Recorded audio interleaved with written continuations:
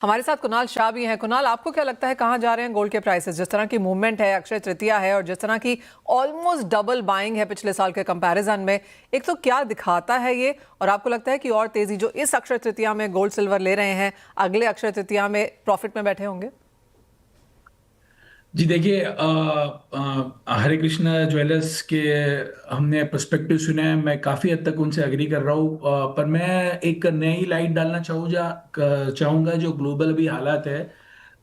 अभी वर्ल्ड में higher inflation और स्लोअर ग्रोथ ये थीम रहने वाला है। ये जो 50 दिन से जो वॉर चल रही है उसका जो सप्लाई चेन पे डिस्रप्शन आया है उसको चलते हुए वर्ल्ड में आने वाले दिनों में प्राइजेस प्रेशर और बढ़ेगा, महंगाई बढ़ने वाली है और ग्रोथ, बिकॉज इतनी सारी अनसर्टेनिटी है तो ऐसे हालत में ग्रोथ कैसे बढ़ने वाला है?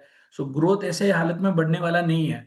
ये जो थीम है, ये जो नैरेटिव है वो है स्टैगफ्लेशन का। इसे इकोनॉमिक टर्मिनोलॉजी में स्टैगफ्लेशन कहते हैं, हायर इन्फ्लेशन लोअर ग्रोथ। जब जब वर्ल्ड में पहले 3 एपिसोड आए हैं स्टैगफ्लेशन के, वो टाइम पे गोल्ड ने बहुत ही अच्छा परफॉर्म किया है।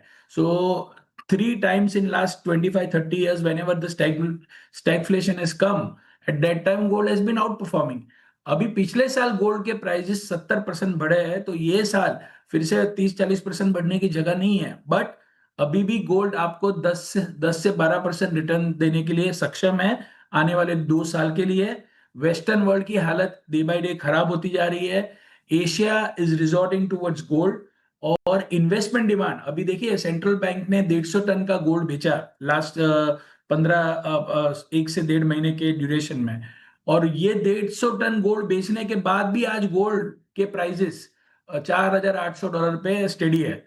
This shows the inherent strength of the fundamental of gold जो तेजी के नजर आ रहे हैं। और मेरी राय में विद वॉलेटिलिटी, क्योंकि जब तक ट्रम्प साहब है तो वॉलेटिलिटी तो रहने वाली है। तो with volatility, the directional movement from here is on the upside। और upside में conservatively 5,400 5,500 by the end of the year आप गोल्ड को जाते हुए देख सकते हो। और even in 2027 it is poised to give you another 10% return. 10% से 15% के बीच में गोल्ड रिटर्न देने के लिए सक्षम है। और ये जो वर्ल्ड में जो हालात है वो कमोडिटी के लिए और गोल्ड के लिए पॉजिटिव है। ऑलराइट, तो कुणाल, आप ये कह रहे हैं कि जो करंट $4,800 का प्राइस है वो ये साल खत्म होते होते तक 5,500 आ जाएगा, यानी कि अच्छी खासी तेजी की उम्मीद यहाँ से भी है। कुणाल, एक सेंस कच्चे तेल पर भी लेना चाहेंगे जहाँ पर बहुत ज़्यादा वॉलेटिलिटी है। जिस तरह से इम्प्लाइड वॉलेटिलिटी हमने यहाँ पर क्रूड में आते हुए देखी है, आज 8% की तेजी के साथ काम। यहाँ पर आपको क्या लगता है, यहाँ बाजार क्या वॉच करेगा और कैसे रह सकते हैं प्राइसेस? देखिए, इंटरेस्टिंगली क्रूड में आज 9.5-10 मिलियन बैरल का प्रोडक्शन मार्केट में से आउट है। 105 मिलियन बैरल की मार्केट है, उसमें से 10 मिलियन प्रोडक्शन आउट होने के बावजूद भी क्रूड के प्राइसेस ऊपर नहीं जा पा रहे हैं।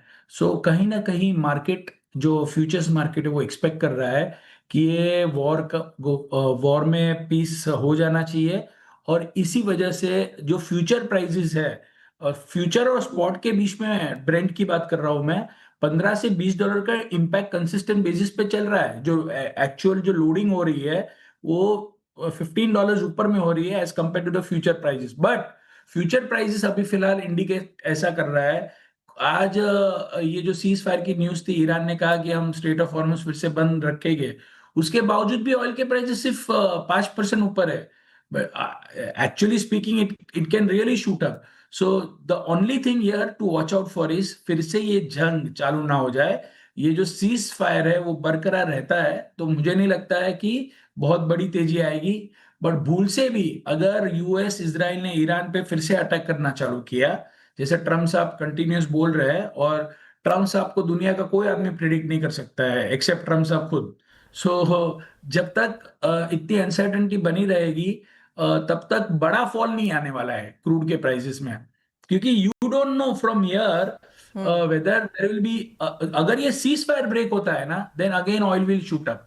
अगर ये सीज फायर नहीं ब्रेकअप होता है, हॉर्मुज बंद चालू के न्यूज आते हैं, उसका मार्केट बहुत नेगेटिव, बहुत ज्यादा इंपैक्ट हम देख नहीं रहे हैं। नहीं। सीज फायर ब्रेक हो गया तो ही ऑयल में तेजी होगी। Fair point.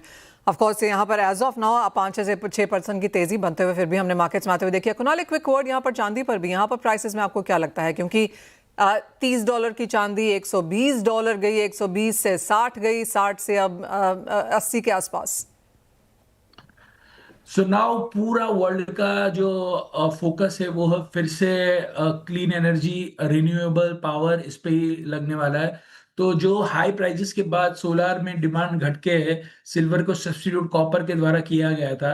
सो अभी फिर से I think that solar demand will continue to be very aggressive going forward future में। सो डाउनसाइड तो आपकी लिमिटेड हो गई है। और दूसरा, जो सिल्वर की सॉलिड स्टेट बैटरी पे काम हो रहा है उस पे कोई आगे डेवलपमेंट होता है तो that will be also bullish. तो मेरी राय में ये $70 के नीचे नहीं जाना चाहिए और धीरे धीरे साल के एंड तक $90 to $95 का अपसाइड टारगेट आपको मैक्सिमम देखने मिल सकता है। मैं अभी भी $120 के कैंप में नहीं आया हूँ, इतनी तेजी नहीं नजर आ रही है मुझे, बट $95 रियलिस्टिक टारगेट लग रहे हैं। Point taken.